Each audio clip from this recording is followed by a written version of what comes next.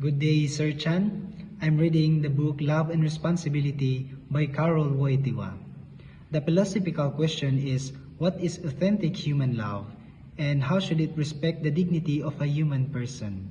In this book, Wojtyła answered that authentic love must be rooted in the truth of the human person, who should never be reduced to an object of use but must be treated as a subject with inherent dignity. The author supports this by, first, grounding love in the personalist principle that a person is always an end, never merely a means. And second, explaining that the true love is a self-gift requiring responsibility and chastity.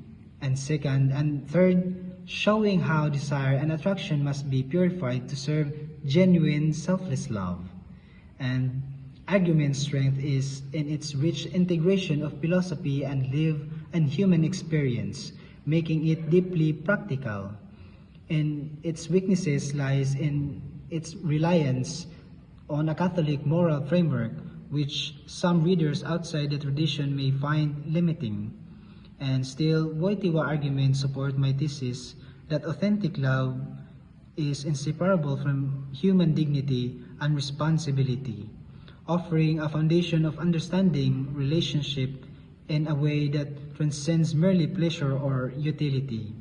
Thank you.